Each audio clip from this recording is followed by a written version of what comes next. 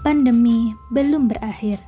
Seiring berjalannya waktu, masyarakat dituntut untuk beradaptasi dengan kebiasaan baru, mulai dari menggunakan masker, mencuci tangan dengan sabun, menjaga jarak, dan lain sebagainya.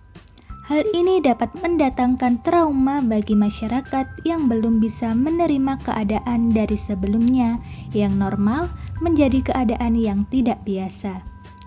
Tidak sedikit yang mengalami kondisi mental yang tidak stabil seperti rasa cemas, stres, depresi, dan suasana hati yang berubah-ubah. Sama seperti penyakit fisik, penyakit mental juga memiliki dampak yang sangat signifikan terhadap kemampuan seseorang untuk melaksanakan tugas dan tanggung jawabnya sehari-hari, sehingga berpengaruh pada tingkat kinerja dan produktivitas seseorang. Secara ekonomi, dampak penyakit mental dapat menghilangkan output ekonomi yang terjadi ketika seseorang tidak mampu melakukan tugas dan tanggung jawabnya. Kesehatan mental yang baik memungkinkan fleksibilitas kognitif dan emosional sehingga akan memberikan dampak yang baik seperti memiliki ketahanan dalam menghadapi tekanan ekonomi saat terjadinya krisis moneter. Berdasarkan penelitian salah seorang tokoh, efek dari kesehatan mental akan menyebabkan penderitanya menjadi pengangguran, atau jika bekerja akan menjadi tidak efektif.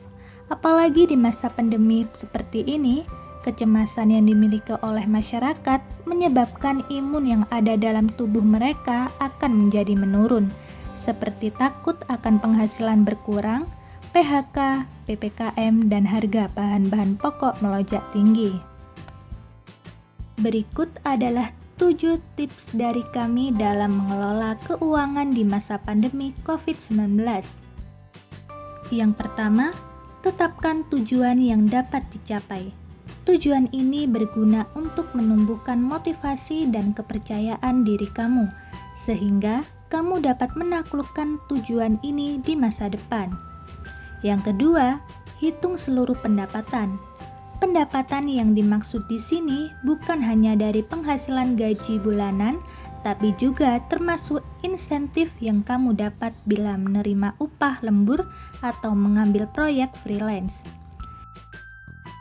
Yang ketiga, buat daftar pengeluaran prioritas bulanan.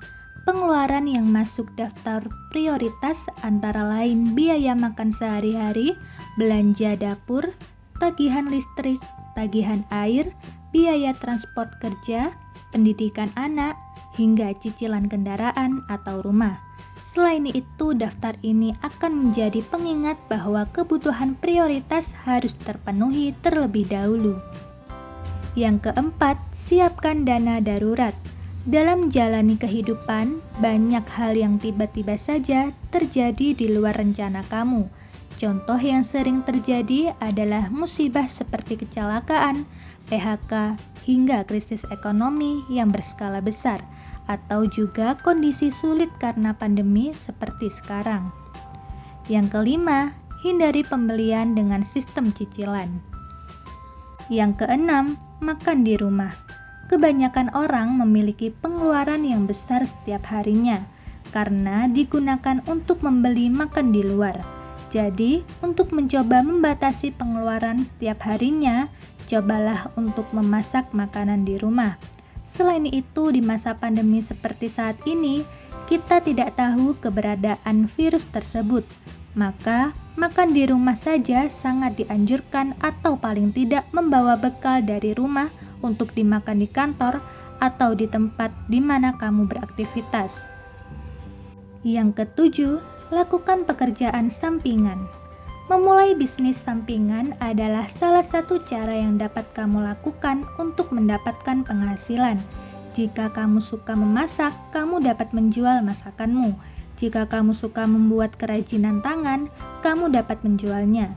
Pilihan yang lainnya mungkin kamu dapat menawarkan layanan freelance seperti menulis, mengedit, konsultasi, desain grafis, dan lain-lain.